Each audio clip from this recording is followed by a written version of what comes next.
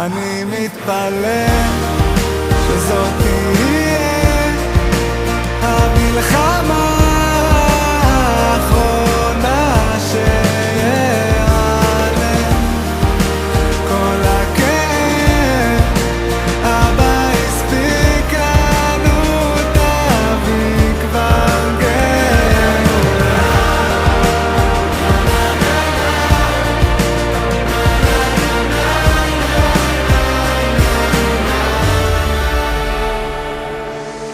אבא, אמנם עכשיו הרצפה כבר לא קרה, אבל אני כאן מחפש להבין מה המטרה. אתה יודע? איש פעם אמר לי שיש לי שליחות בעולם הזה.